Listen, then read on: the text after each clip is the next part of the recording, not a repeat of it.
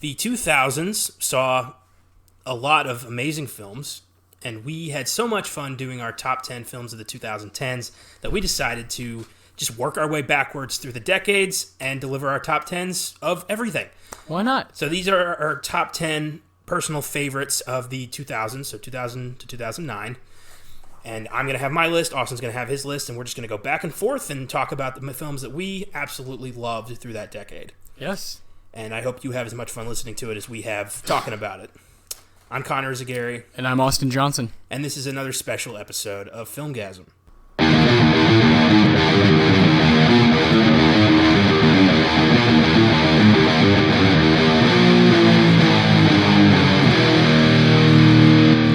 So the 2000s, where do you even want to start? It was a great year. We saw the introduction to some incredible filmmakers. Some other filmmakers from the 90s found their groove. Yeah. And just kept going. And, I thought possibly, like, the best year for maybe, like, the best decade for Tarantino, I would say. Yeah, it's very complete. Yeah. And a lot of other filmmakers. We had, the epic Lord of the Rings. We had my gosh. Oh, superhero movies start. Yeah, we had the Marvel boom begin with X-Men and Spider-Man. Yeah, Dark Knight, Batman, movies that are making crazy amounts of money using comic books. Saw the rise of Christopher Nolan. Yeah. And a lot of other people, like I think Paul Thomas Anderson had some great hits in the 2000s. For sure. Wes Anderson. Yeah, it's phenomenal. For film buffs, it just keeps getting better. Yeah. There's no bad decade of film, really. No, especially if you're passionate like you and I, we'll find ours that we really enjoy. Oh, absolutely. 100%. All right. So, we both compiled our top 10 favorites, and let's begin. Yeah, so I'll start off with my number 10, which I have a feeling, I don't know if you're going to have this film, but you'll have something from this trilogy. Number 10 is 2001's Lord of the Rings, The Fellowship of the Ring. The Fellowship of the Ring. I do not have either of the other two in my top 10. I wanted to choose one from the trilogy. I think you did the same thing. I'll let you get to that as you will later on. Yeah. I chose the first one because I think it's an incredible tone setter. I actually really enjoy the dialogue at the beginning when it's a little bit slower. Oh, yes. And I think the scene when Boromir, dies is one of the greatest scenes I've ever seen in my life. It's very epic. Again, a great table setter, good tone setter. Something that, begins my favorite trilogy, if you don't count the Hobbit movies of all time. So, I had to put something on there, and this is the one that I connect with the most over time. I understand it's probably not the most entertaining. Two Towers has some epic moments. Return of the King has some epic moments. But Fellowship, I like the way it's constructed. It's my favorite. Fellowship, I would argue that all three of those are equally entertaining and exciting, and it's really tough to pick a favorite there. I think they're all 10s, yeah. And for me, like, the scene that continues to be unbelievable is the entirety of Moria. Oh my gosh. Everything from going through that door to the Balrog is pure gold, and it really is intense, and I think it sets this film apart because you are expecting, like, I had never read the book. I still haven't. I have now, but I hadn't. Yeah. And you expect this to be your run-of-the-mill fantasy story, the wizard's going to see them off, and he's going to defeat the bad guy, and then they get sidetracked, and Gandalf fucking dies. Yeah. Like, it's out of nowhere, and it totally breaks the Fellowship, and then they have to just go their separate ways. And at that point, you're thinking, what is going to happen next? So, I would argue, Fellowship totally deserves to be there. Hell yeah.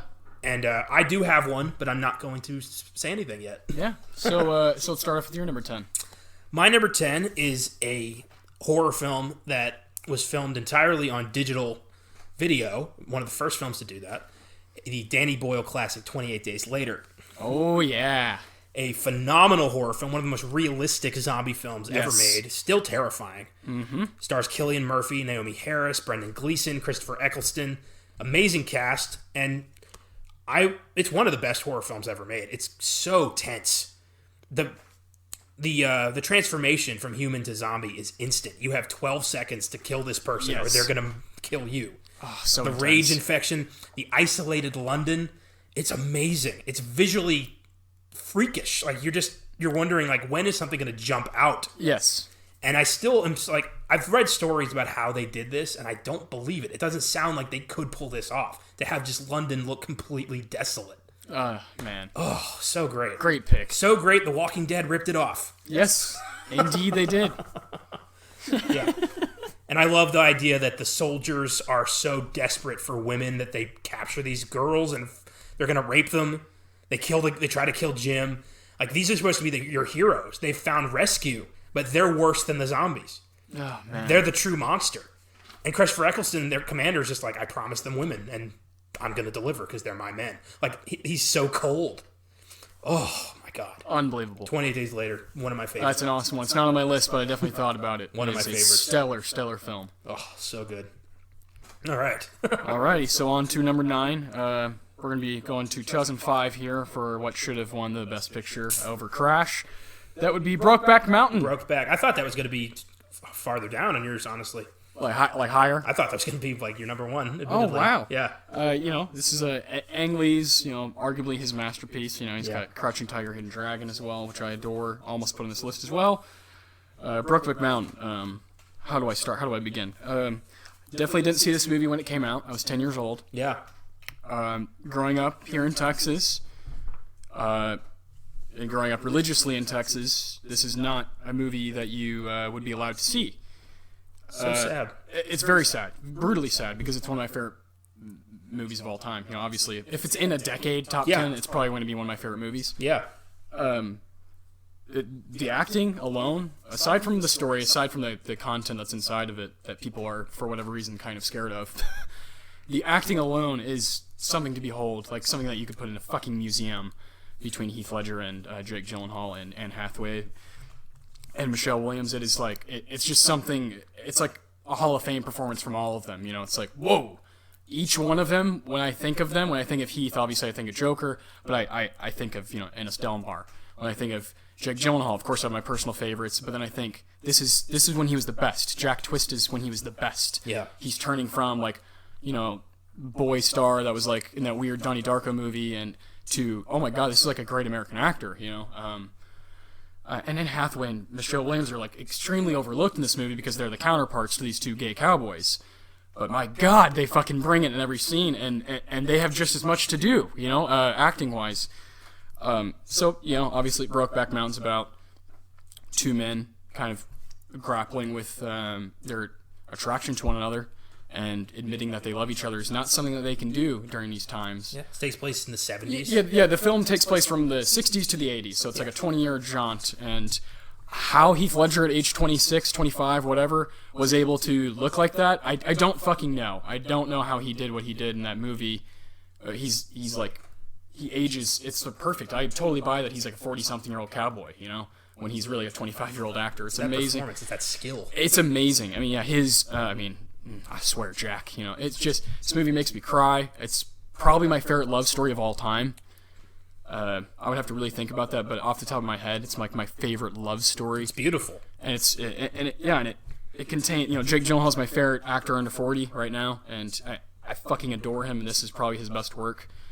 I have some other, roles that I really enjoy of his, but I'm willing to admit that Brokeback Mountain is when he was forced to bring it out the best. Yeah. And this is a movie everybody needs to see. Yep. Aside with the stigmas around it. Obviously, it's 2019 now. This is 14 years ago. It's such an unwarranted stigma.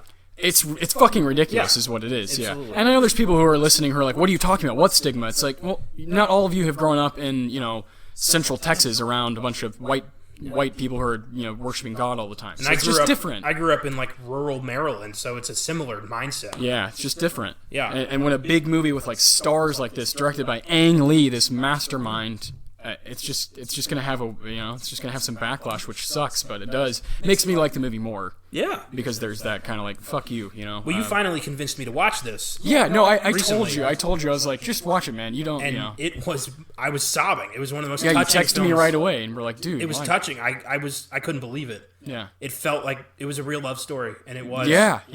It should have taken Best Picture. Heath Ledger should have taken Best Actor that year. It's probably the biggest, like, snub of all time. Yeah, I would definitely agree. There's other years where like maybe not such a great movie won, but like this is like it's right there. It's right there. Like just give it the award, Yeah. And it's just frustrating looking back because if Brokeback would have lost to No Country for Old Men, fair enough, fair play, whatever. You can have your. But this is like a year where it's like it's fucking obvious. Yeah. Let's really look at these movies and see which one's better. That doesn't really matter. It doesn't weigh in on my I love the Oscars, but they don't weigh in on how I enjoy a film. And Brokeback Mountain is hands down one of the best put together films I've ever seen. I adore it. Well said. Beautiful. Great movie. Great pick. My number 9 is the revitalization of the James Bond franchise, 2006's Casino Royale. I knew this was coming. Of course. Had to. It's the best one. It's the best one. It's Daniel Craig. Maybe ever. It's his first Bond film. It might be the best Bond film ever, as far as I've seen. An argument can be made. I agree with that. It's a film that sees James Bond on his first mission as a 00. And it's a film a lot of people thought was going to fail because Daniel Craig got a lot of backlash. Every time there's a new actor with an iconic role, everybody's like, holding their breath. And Daniel Craig was no exception, but he brought a weird kind of sociopathic humanity to James Bond that we'd never seen before. He says it in the movie, he has to be half monk, half hitman. And it's the perfect way to humanize this character who for 50 years has been just kind of a womanizing, walking, boner with a gun. And now... The dick is his gun! Yes! You pull the trigger to my love gun! Wonderful. Role models.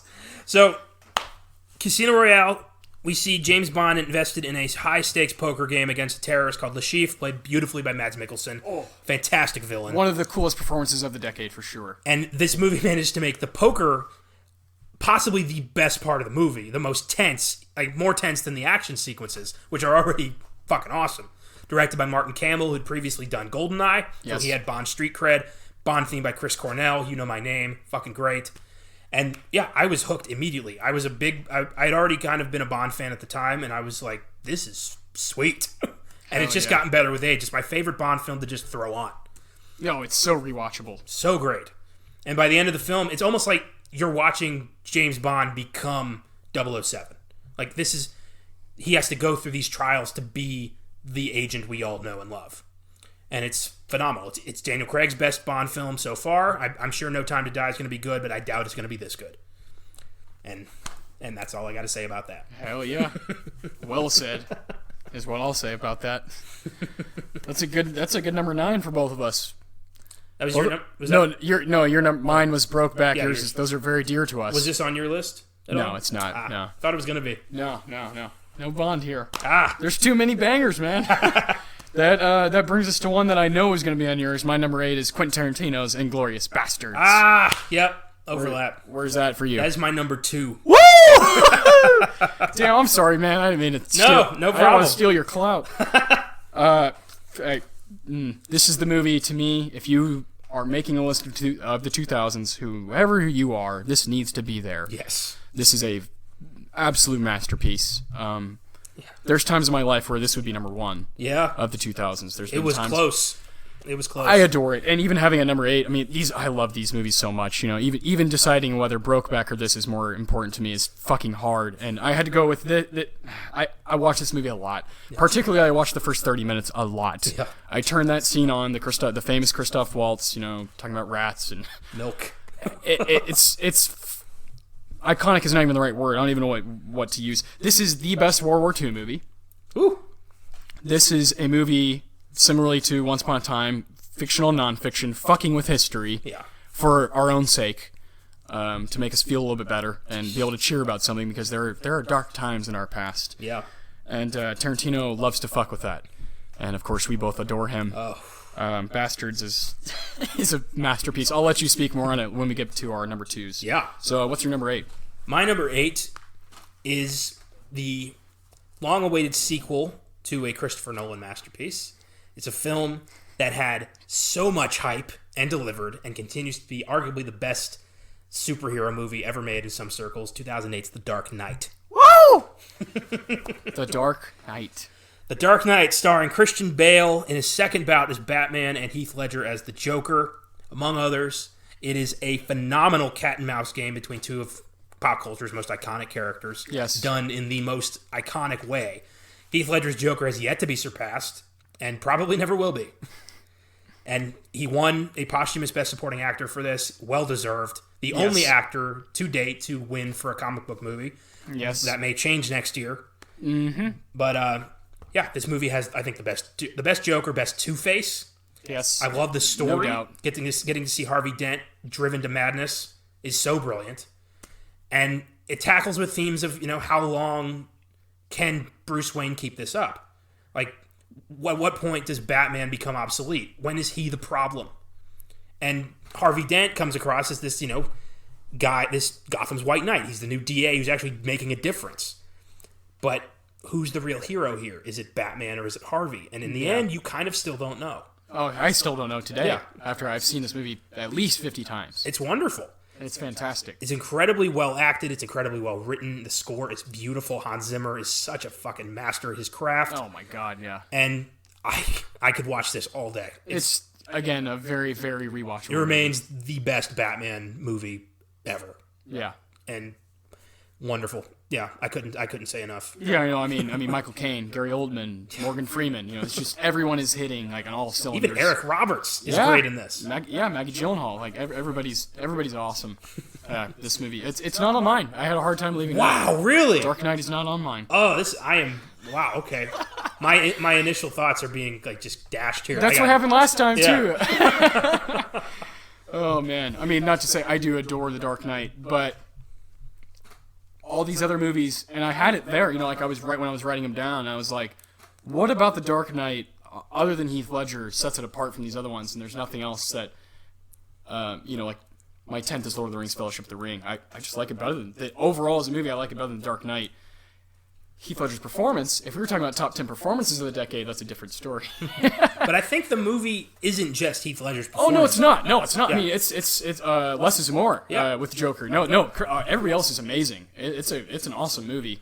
I think it's smart how the movie handled Heath Ledger's death, because it was a big, in January of 2008, Heath Ledger died of an accidental overdose, and he had finished his role in this film, but he was supposed to be the bad guy in The Dark Knight Rises as well. Yes. And the whole Harvey Dent Two-Face thing was supposed to be the story for part 3. Yes. So Nolan decided to cram that into the third act, but he did it in such a smart way that it works thematically, and is probably my favorite part of the movie, is Harvey's descent into madness as Two-Face. Yeah. Because it's so sad. Brutally sad. And then you get that great scene where the Joker visits him. Yeah. Where he talks about his plan. And puts the gun to his head. Yeah. Now we're talking. And you get, Harvey picks up the coin for the first time, and Joker's like, I did it. I created my masterpiece. Mm-hmm. Oh, beautiful. I love this movie so brilliant. much. It's brilliant. Great pick. Had to be in there for one of us, right? Yeah. I mean, it is ranked as like one of the top 10 greatest movies of all time on like every list, It's amazing. Yeah. Totally. Alrighty, so we're on to number 7 here? Number 7. All right, my number 7 is Wes Anderson's 2007, The Darjeeling Limited. Uh-huh. I adore this movie. I made a top 5 of Wes Anderson, and I had this number 2 to a movie in the 90s that was number 1. We'll get to that some other time. I adore Wes Anderson.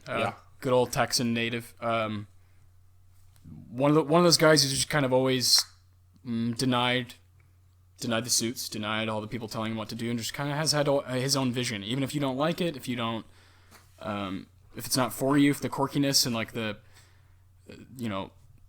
symmetrics and all that, and the set pieces, if that's not for you, that's fine. I totally get it. But it is very much for me, very much right up my alley. And the Darjeeling, it stars Owen Wilson, Adrian Brody, and Jason Schwartzman as brothers. What more could Austin Johnson want? My God. And then directed by Wes Anderson, these 3 brothers are just traveling through India, taking all kinds of drugs the entire time, and I'm all in every time, and it's one of those rare hour and 30-minute dramedies that I find new things in, which is rare for those. Usually those are just like, I'm just gonna throw it on background noise. But the Darjeeling, when it comes on and I see Bill Murray running, I'm fucking like really locked in, and it's very dear to me because I see myself as Jason Schwartzman, and I see my 2 older brothers as Owen Wilson and Adrian Brody in this, because they have some disdain towards some family issues that they've had, and so they kind of lean on each other, and my brothers and I have done that a lot in our own lives, and so this movie is just really, really important to me, not only because of that relatability, but I also think it's fucking hilarious, so I highly suggest people go check this one out. It's one of those Wes Andersons that didn't get any money, didn't do anything, wasn't up for anything, it's seen as like the lesser. I just totally fucking disagree. I think those people are way wrong. Definitely go check it out. I don't think you've seen it. I have not. I'm gonna let you borrow it soon. I've barely tapped into Wes Anderson.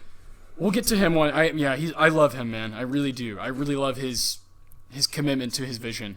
We talk about guys like Tarantino and Carpenter, and Wes Anderson does the same shit. It's just not as intense. Yeah. But he has his own commitment. Whimsical. He has his own vision, his own idea, and he like throws like deep cut Beatles songs like into his movies, and I'm like, this is my guy. This is my guy. So yeah, Darjeeling had to be in there. I love it. It was hard for me to not put it higher, honestly. But we're getting to the nitty gritty here. So yes, we are. What's your number 7? My number 7 is the second installment of Edgar Wright and Simon Pegg's Cornetto trilogy, 2007's Hot Fuzz. Yes! Maybe my favorite comedy of the 2000s. It's one of the funniest, smartest movies I've ever seen in my life. Super cop Nicholas Angel, the star of the London police force, is transferred to the country because he's making the rest of the police force look bad, and he becomes sergeant of this quaint little town called Sanford, where weird accidents start happening, and he starts putting together a conspiracy of murder, and nobody believes him, and everyone treats him like a joke. But then he starts realizing what's really going on, and it's fucking hilarious. You've got old, like, big-time English character actors like Timothy Dalton and Edward Woodward and Jim Broadbent playing villains in this movie, and it's so great. Timothy Dalton said this was the most fun he ever had on a set. And it's fucking great. You got Simon Pegg and Nick Frost as partners. Of course. It's one of the coolest combos on the screen ever. Oh, yeah. And Nick Frost is this, overweight country cop who's obsessed with action movies and thinks that Nicholas Angel, Simon Pegg, is like God's gift to police work. And the script is so smart. The dialogue is it's reworked later in the movie for different situations. I see something new every time I watch it, and it's just another one of my it was a coin flip between Shaun of the Dead and Hot Fuzz here, and I had to go with my gut. Hot Fuzz is my favorite of the Cornetto trilogy. I like that. One of my all-time faves. And it's incredible. I have so much fun watching that movie. All three of them have just a fucking blast. Yes, they do. Wonderful. They're great movies. I'm past due to like rewatch those. Oh yeah. I watched World's End not too long ago, but yeah, it's been a minute since Hot Fuzz. Those are some of my go-to movies. If I'm ever bored, I'll throw on a Cornetto. Yeah, because you know what you're gonna get. Exactly. Which is just good, clean, fucking fun. Oh yeah. I don't know about clean. Yeah. Never mind. Oh no. Oh Jesus. All right. Fuck-a-doodle-doo. All right. Let's do this. Moving on to our number 6s. I'm gonna bring up one of our favorite directing, duos of all time. We did, let's see, episode 25, the Coens. I believe so. 30, episode 25, 30. I can't remember which one. We've done so many at this point. Who knows? Yeah, we did not too long. A couple months back, we did a deep dive on the Coen brothers movies, and this is my third favorite Coen movie, and that would be 2009's A Serious Man. Good old Larry Gopnik, starring Michael Stuhlbarg and Richard Kind, and not a lot of people that we all know, which is one of the reasons that it's such an interesting Coen movie. Yes. The Coens usually get these people, we know who they are, John Goodman. They get these people to keep coming back. Let's write for them. Yeah. And then occasionally, A Serious Man would be that. Inside Llewyn Davis, even though it does have John Goodman, you got like Oscar Isaac on the screen the whole fucking time, and Carey Mulligan. There's occasionally like a standout where it's like, oh, the Coens were really doing something different from even them. Even as weird and different as they were, A Serious Man is just a super slowed down pace for what they're used to. It's the movie inspired by their faith. Yes, yeah, and it's so methodical. Yes.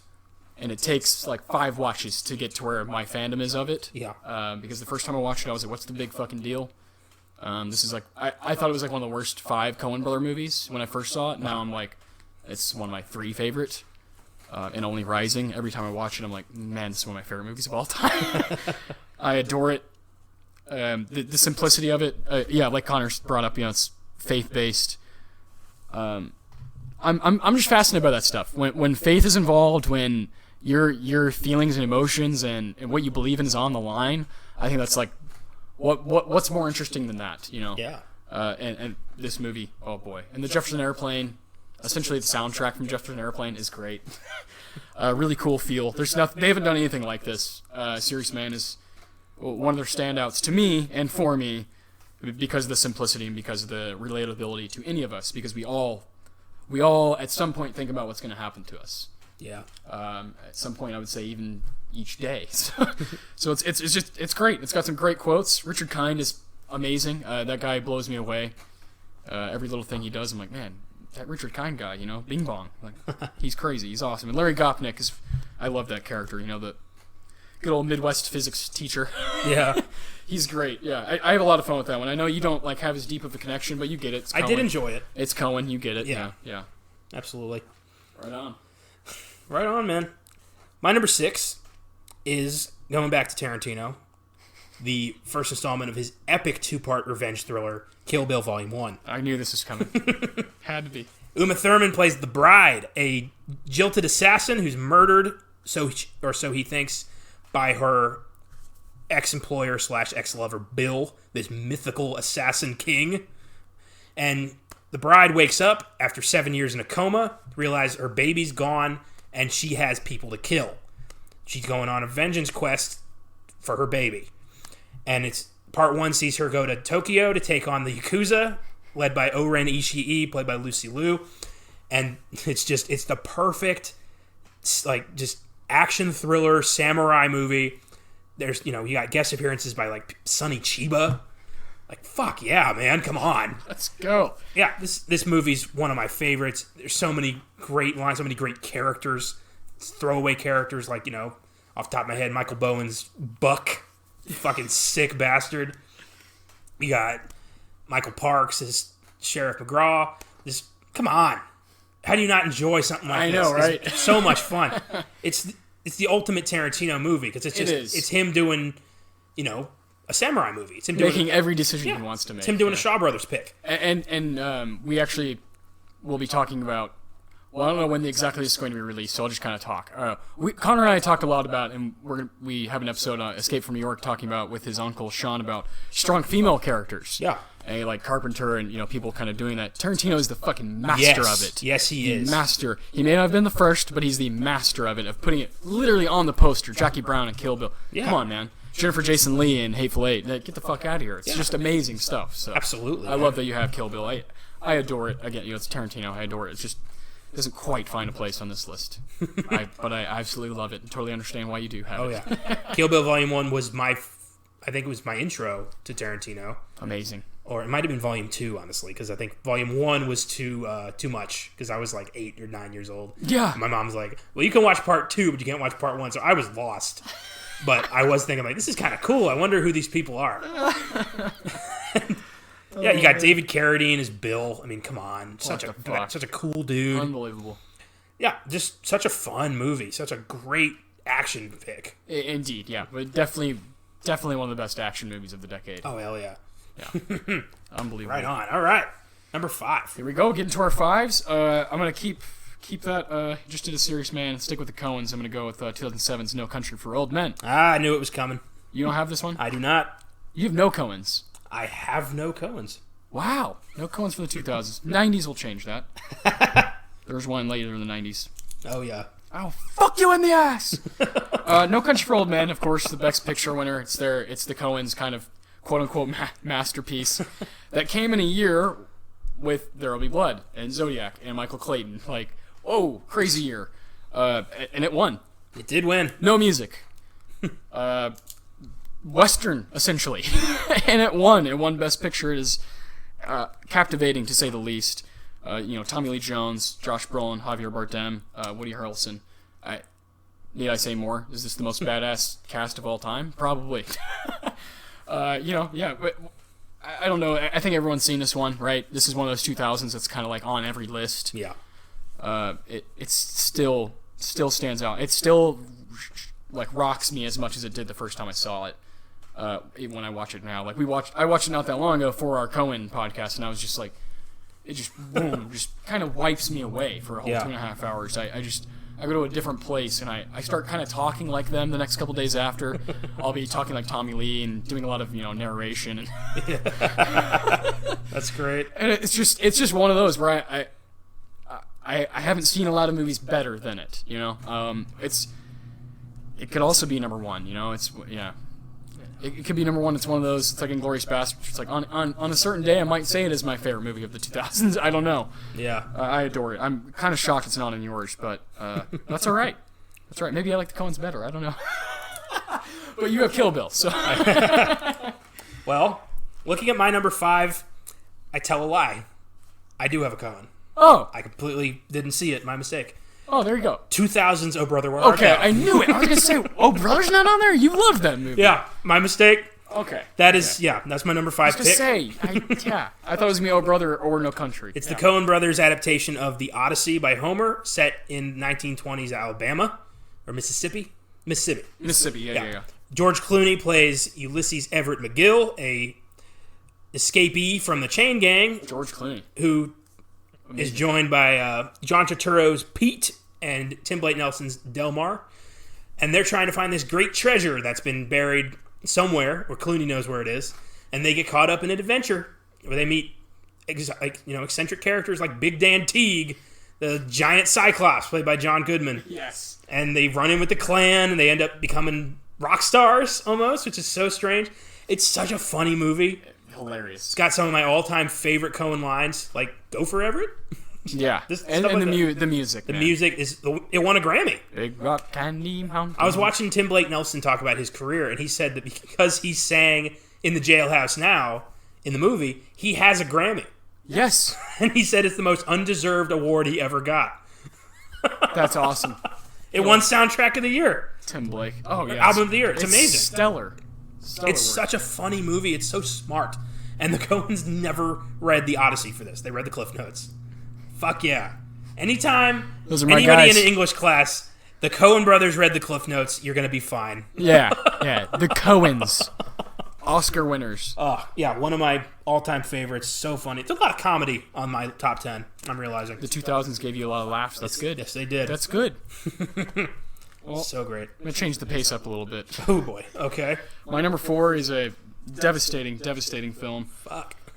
By Ryan Fleck, who directed Captain Marvel. It's Half Nelson from 2006, starring Ryan Gosling and Anthony Mackie and Sharika Epps.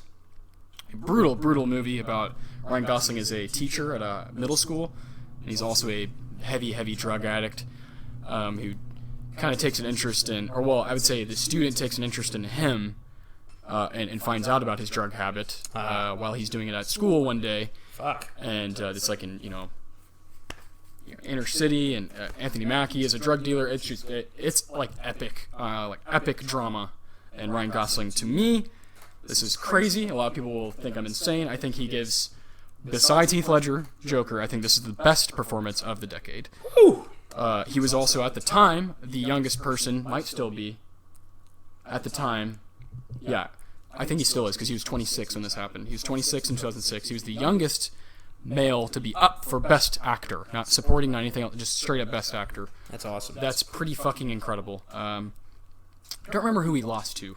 06? 06. Last King of Scotland, Forrest Whitaker? Yeah. Which is like Good catch. Which is like cool, I guess, but I haven't seen it. I can't make a call. hey, it's a fine movie, but it's like, is anybody really watching that again? Whereas Half Nelson is like, people who have seen it are like, oh my fucking god, like Ryan Gosling is on a different planet in this movie.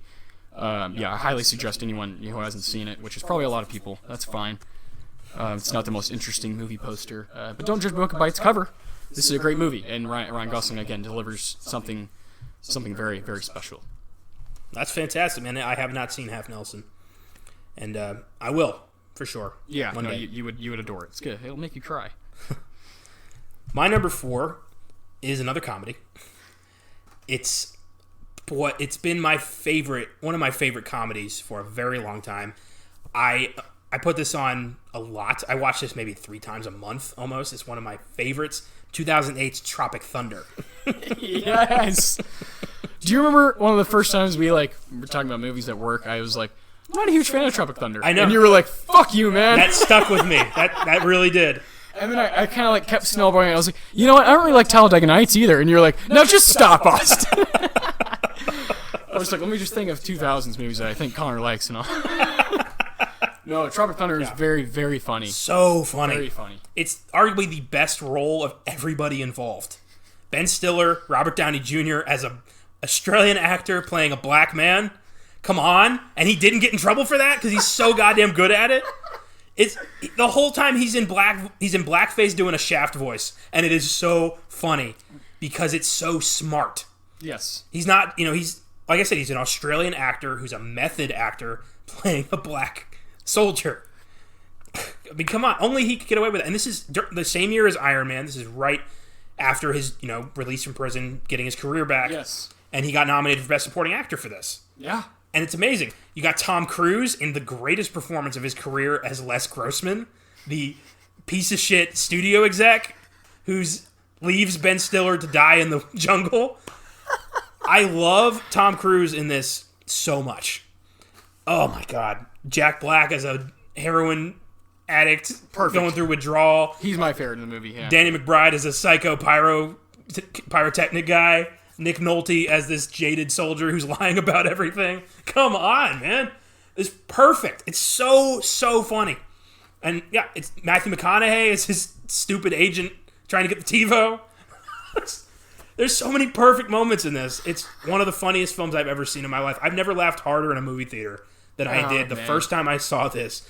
And I saw Tom Cruise yelling at the phone, "I will fuck you up!" That whole scene.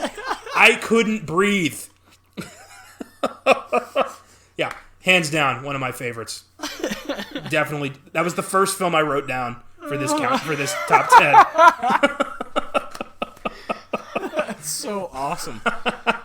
So that was number 4? That was number 4. All right, here we go. Top 3. And we know your number 2 is... Inglourious Basterds. Inglourious Basterds. So my number 3 is what I think should have been No Country for Old Men. That would be Paul Thomas Anderson's There Will Be Blood. I knew it was coming. What a fantastic film. Paul Thomas Anderson's best movie, most complete movie, focused movie. He knew exactly what he was trying to do. Phantom Thread's really good as well, also really focused, also starring Daniel Day-Lewis. But this one, There Will Be Blood, is like soul-shattering, soul-shaking, but you're only watching like 4 guys, and really you're watching one guy and his son go through life and go through this really warped way of living, this really warped way of success, of looking at success and looking at how how Daniel Plainview wants to move up. Don't be thick in front of me, Al. Just Daniel Day-Lewis is good. I've practiced, yeah. I love this movie. It's like one of those, if it's on, like if I see it on TV and I'm flipping through channels, I don't fucking care where it is. I'm stopping. I'm going to join in wherever it is. It could be at the beginning when there's nothing happening. It can be when he's first meeting Paul Dano's character. It could be when he's bashing his head in with the bowling pin. It could be when his son is going deaf. It could be anything. The milkshakes, it doesn't matter. Everything hits perfectly. Paul Thomas Anderson is probably my favorite director of all time. Tarantino's, I love him. But PTA has this way of kind of...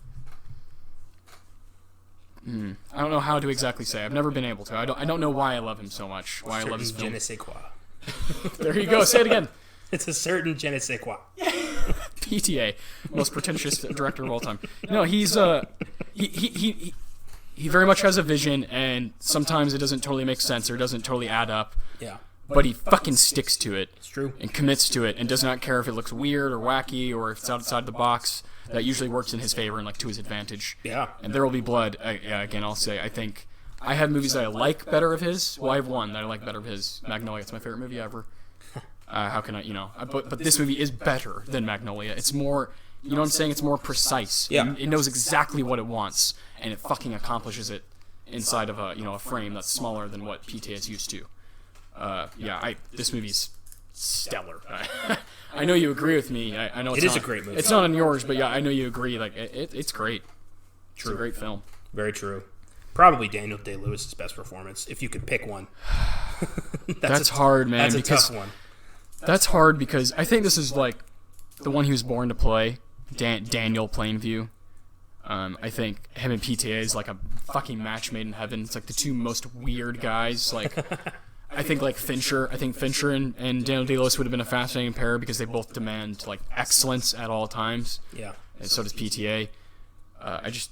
Here's a funny story. So there's a guy who, you have Paul and Eli Sunday, which is Paul Dano plays both of them. Yeah. Initially, there was a guy who was going to play which one is it that gives him the information? I can't remember. One of them, there was an actor who was going to play, so it was going to be Paul Dano and another guy playing the brothers. Yeah. Well, Daniel Day-Lewis and Paul Thomas Anderson scared that fucker off set because he wasn't good enough, and they were like, who is this guy? So he never acted again in his life. And Paul Dano was like, I'll do both. Jesus. And PTA was like, I don't have enough fucking time to find another guy to play this. So yeah, let's just go with Paul Dano. He can play both. And I think it worked out great. It did, but damn. But they kind of ruined that guy. Who was that guy? I've seen his name. It's like I've looked it up because I heard that story. Another great story because I've already talked about No Country for Old Men. Yeah. No Country for Old Men and There Will Be Blood, as we know, they've like truly battled it out for that Oscar. Like it was an actual race. Even at I was 12, 13 when that was happening. Even I remember it was an actual race that people were like arguing. Is it There Will Be Blood or No Country? It's like these two American classics. And I'm partial to There Will Be Blood, but I love both. They were filming at the same time in Texas. You could see when No Country, when the Coens were doing stuff for No Country, when they were doing like chase scenes out with Josh Brolin out like in the desert, you could see smoke and fire coming out whenever PTA was doing his scenes late in the movie for There Will Be Blood when there's explosions and shit. Can you imagine? Jesus. What the hell? And you like apparently they like contact each other like, hey man, like you're in my shot, like, and PT's like, I don't give a fuck. I'm making my movie, like. Wow. That's amazing. Even if that weren't true, if that's just like some made up fairy tale, I don't care. It's just like genius to think about. It's mythology. Well, the Coens and then PTA, three of my favorite people to ever do it, and two of my favorite movies of this decade at the same time in my home state. Gets my gears grinding. I bet that's phenomenal, man. What's your number 3? My number 3 is a film that never got its due. It's a film that never got any attention. I don't think it was a modest success. It remains one of my all-time favorites. My favorite revenge movie ever, and it's 2002's The Count of Monte Cristo. Oh, wow! What a call! Yeah. I almost put this. This is one of the best revenge stories of all time. It's the best adaptation of the book. It does take some liberties, but it takes the right liberties. And I have read the book by Alexandre Dumas, and it is so good. The movie is directed by Kevin Reynolds and stars Jim Caviezel and Guy Pearce as best friends turned enemies.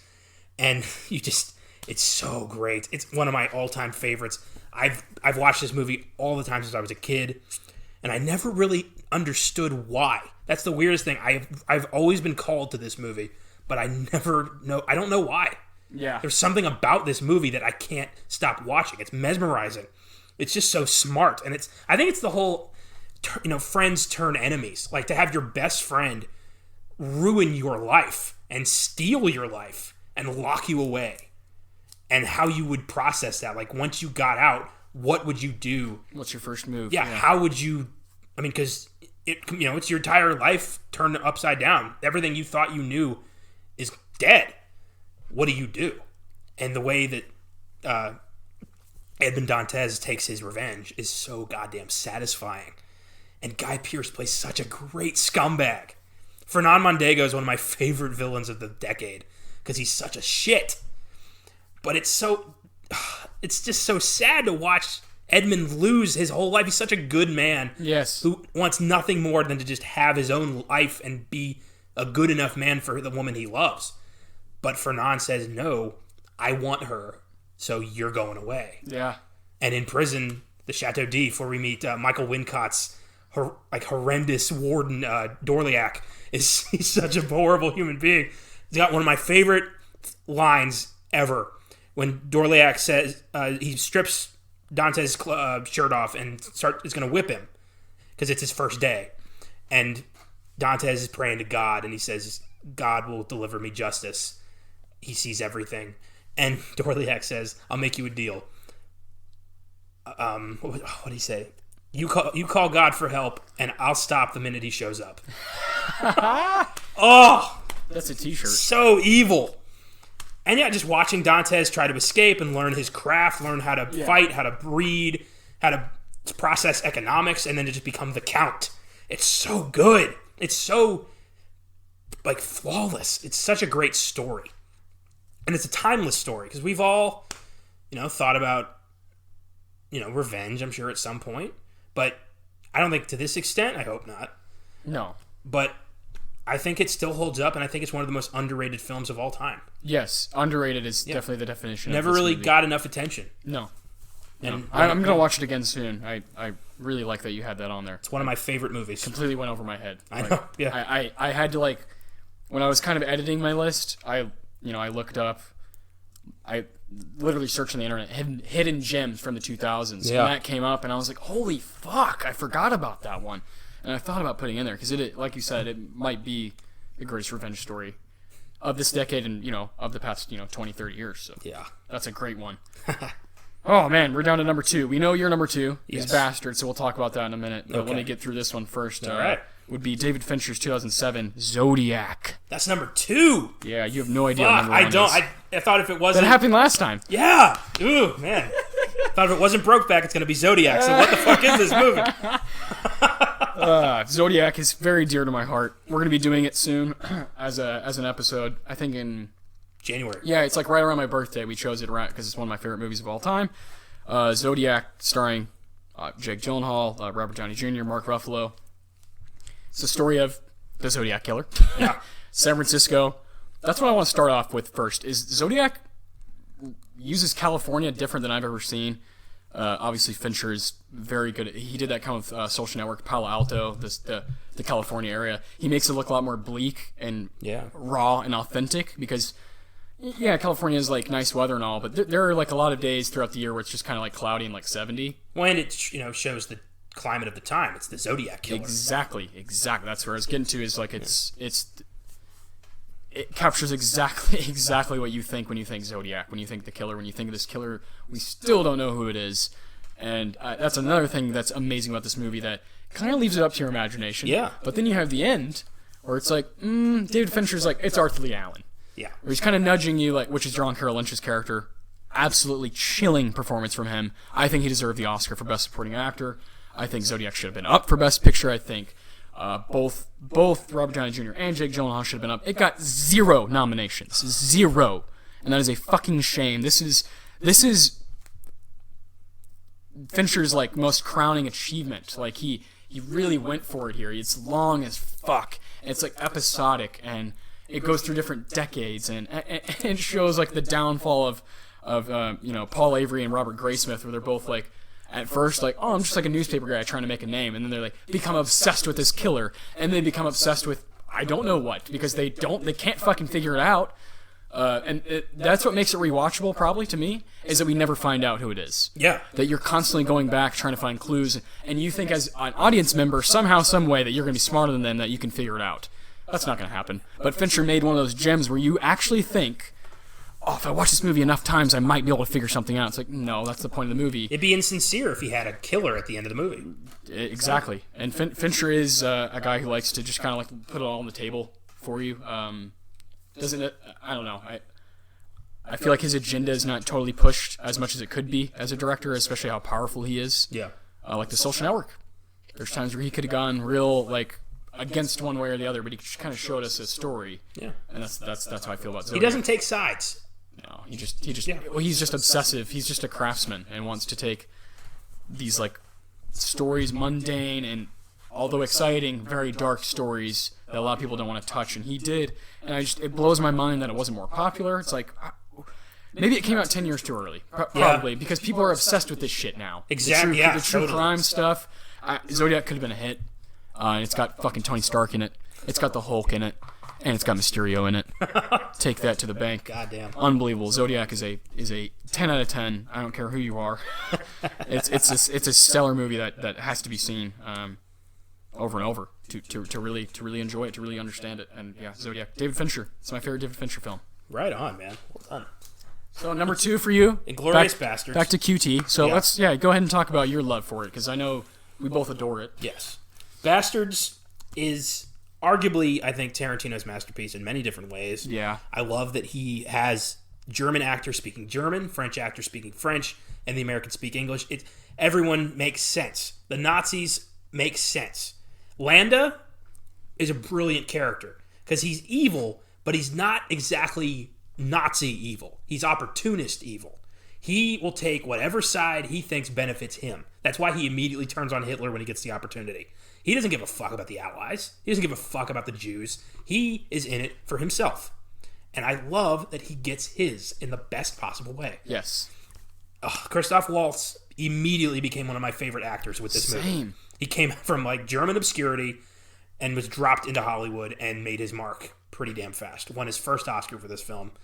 And then quickly after with Django, Yeah. which you also had in your top 10 of the 2010s. Yeah, I love this guy. I think it's my favorite Brad Pitt performance. Oof. Close with Cliff Booth. Yeah, that's But- tough.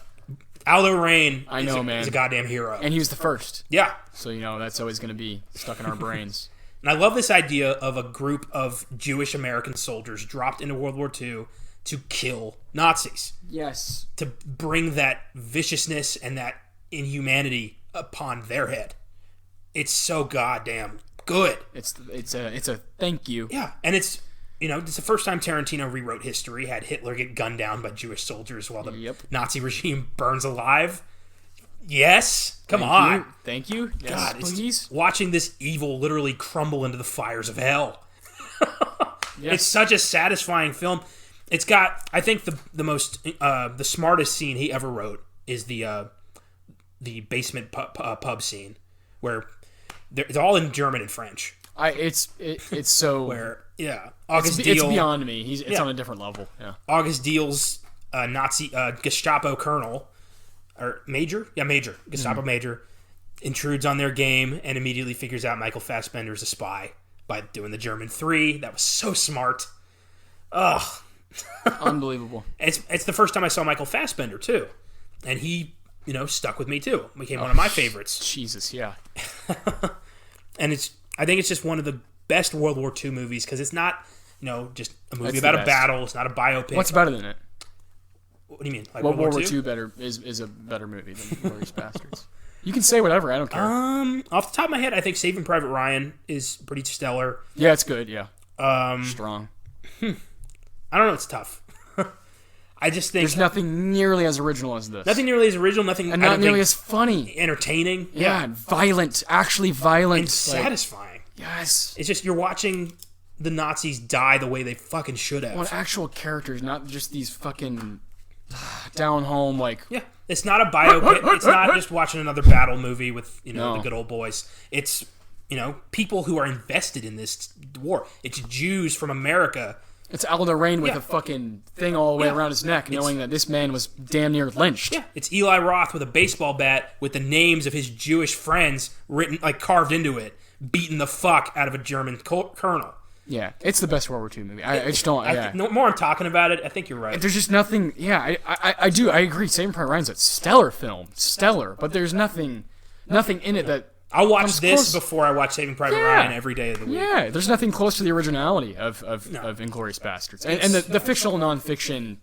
Come on, that angle is just so ballsy. I think this is the film that Tarantino should have taken every award for. I agree. I'm with you. Where I think this and Once Upon a Time are kind of like. Those are masterpieces. For anyone. I understand if you don't like Reservoir Dogs. I can get if you're not totally down with the Pulp Fiction dialogue. I get if you don't like Jackie Brown. I get if you don't like Kill Bill. I really get if you don't like Death Proof. And I understand if you don't like Django or Hateful Eight. But those two, to me, are like, what the fuck's wrong with you? Those two are masterpieces. They're like hands down 10 out of 10 type movies. Whoever you are, they're just they're like they're a moviegoer's movie. Yes, you know what I mean. Yes, that kind of a thing. But even Bastards, I feel like transcends that. Like this is a movie that brings together history buffs, yes, and, action fans, and film fans, and comedy fans, and war movies, Brad Pitt fans, foreign film fans. Like everybody can find a piece of this. Yes. And at the end of the movie, Aldo carves a swastika in Atlanta's head, and he just says, I think this might be my masterpiece. And Tarantino was right. Oh man. Yeah. Totally. Genius. Wonderful film. Genius. Well, the moment we've all been waiting for. All right. Our number one movie. Number one. I'm very curious. Obviously, I'll be going first here. You won't be after you hear it. 2001, David Lynch, Mulholland Drive. I should have known. Yeah, Mulholland Drive. Too weird, too different, too original. Written and directed by David Lynch. I like when guys do that. What the fuck? I still don't know what this movie is totally about. I've seen it a handful of times. Every time I revisit it, I find something spectacularly new. Not just new, but like, whoa, holy shit, I didn't see that before. Naomi Watts, I didn't think I would ever call one of her movies one of my favorite movies of all time. I really didn't think that. Definitely didn't think Justin Theroux was going to have one of my favorite movies of all time. Robert Forster, on the other hand, I do understand that. This movie's filled with people that I just kind of have like found a connection to. The guy who plays Jacob in Lost is in it. Oh, I can't remember his name. Mark Pellegrino. Yeah, there you go. I love Mark Pellegrino. Yeah, he's great. He actually has one of the funniest scenes of the whole movie. I'll give you it because it has no rhyme or reason. The movie has no rhyme or reason, really. Well, it does. It does. And someone who's like a big fan of it, if they're listening to me, be like, "Oh, fuck this guy!" Like, because there's definitely symbolism in it. I just don't want to get into it right now. Yeah. Plus, you haven't seen it, so yeah. But there is a scene with him with what's his name? Pellegrino. Mark Pellegrino. So he's trying to steal something from somebody. I won't say exactly what all it is, but he like shoots this guy, and then he's like, "Fuck, I gotta like clean it up or whatever," and then like someone hears him, and so he has to shoot that guy, and then another guy comes in. He's like cleaning the hallway, and he's like, "Fuck!" So he's gonna kill like multiple people. Oh, jeez. It's hilarious bit of the movie, but it's filled with that kind of stuff, this circumstance, and it's like.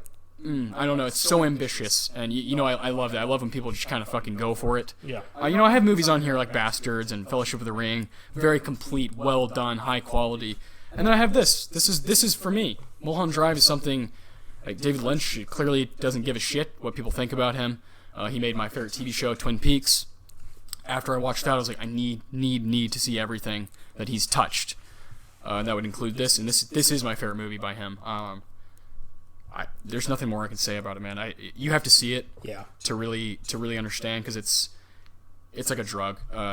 It's one of those where it just kind of fucks with you and stays with you, and then you're like, shit, I think I need to watch it again because I kind of want to know what's going on.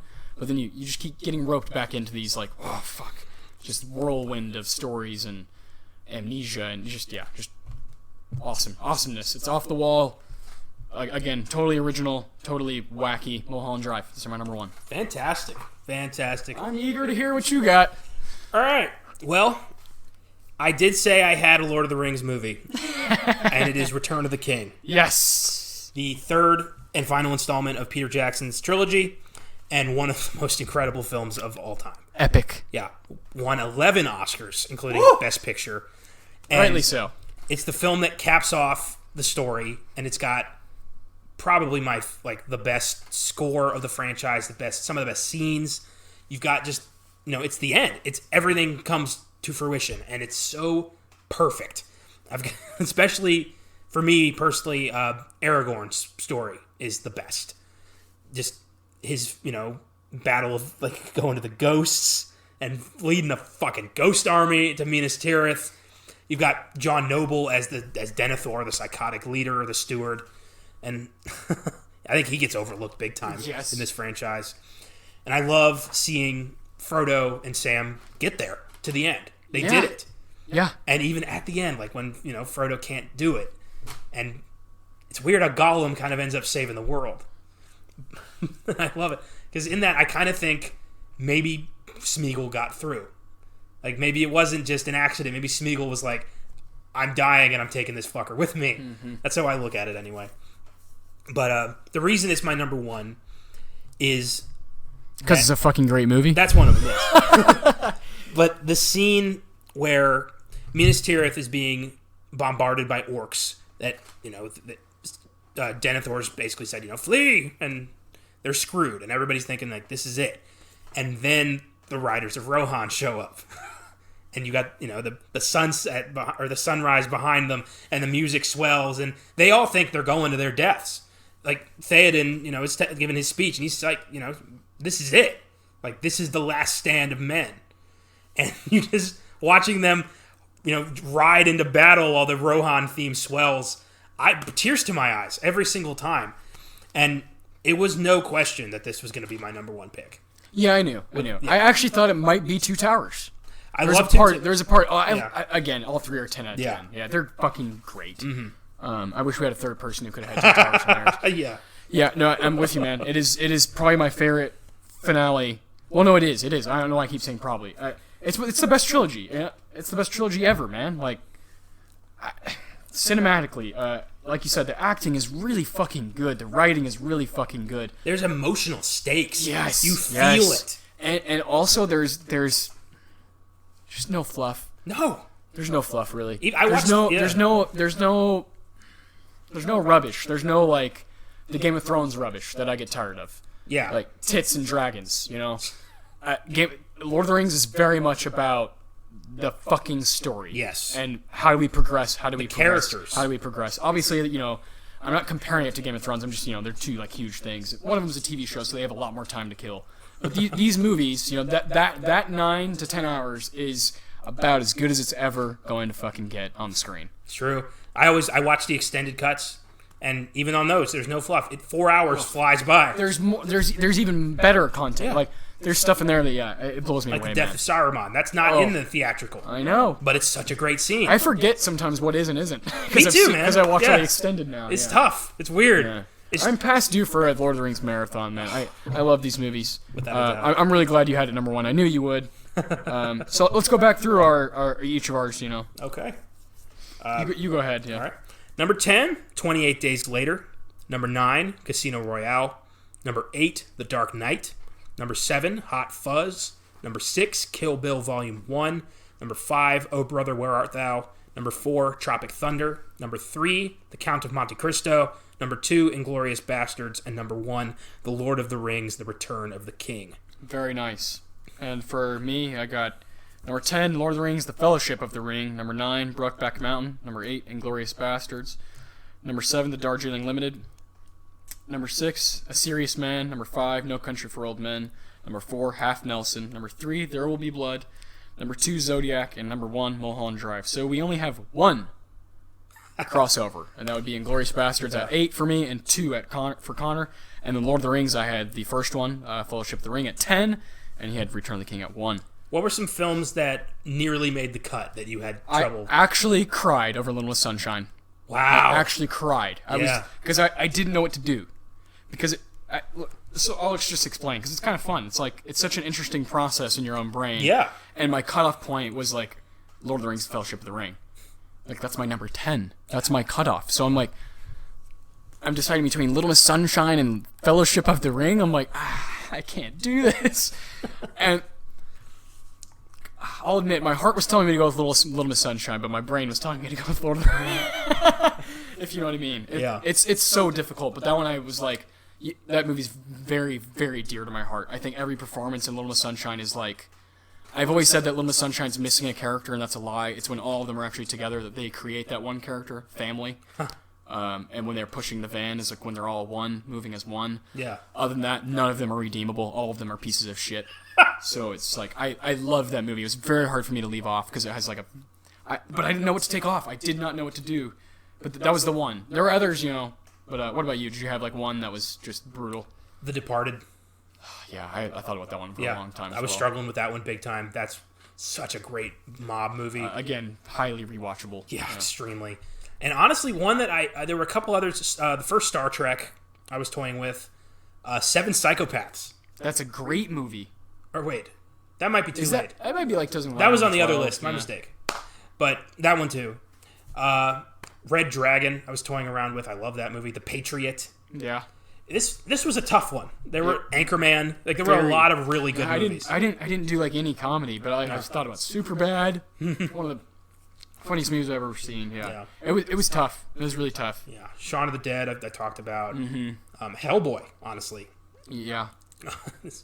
Yeah, you could do a top 100 of these. But easily. It's we've got to narrow it down somewhere. Well, I guess we'll kind of talk about our plans here with these. These are going to be released kind of whenever. Yeah. But we plan on doing like a personal list for, now we've done the 2010s. Both of us, we've both done the 2000s. We did a 2010s collective horror top 10, and we're going to continue doing that because we really enjoy the collective where you kind of have to agree. Especially because it's horror, it's a specific genre. If we both made our own list, we'd be stretching a lot. Yeah, there'd be a lot of overlap. It'd be kind of a waste of time. Yeah, this will be more of like, all right, these are the 10 best of that decade. Kind of what we did with the 2010s. We said Hereditary 1, Halloween 2, this sort of thing. Yeah. This way we can go through each decade and talk about our favorite genre together, and then talk about our favorite movies separately, and kind of bring that to the table. So there's no schedule for when these will be released. It's just going to be whenever we feel like there's some downtime. They're a bonus. Yeah, exactly. Yeah, and we hope you had a lot of fun with this. We'll be doing the 90s next, and Yeah, that's we'll be gonna be yeah. cool. So we're gonna go 90s, then we're gonna do 80s, and then 70s. After that, we're gonna stop. Yeah. Because we have a lot of 60s stuff to still watch, a lot of 50s, a lot of 40s, so on. And, Totally. So we feel very confident 70s on. Yes. Basically, post Hays Code. Is Yes. when you and I feel very confident Yes. about movies because we've seen a lot.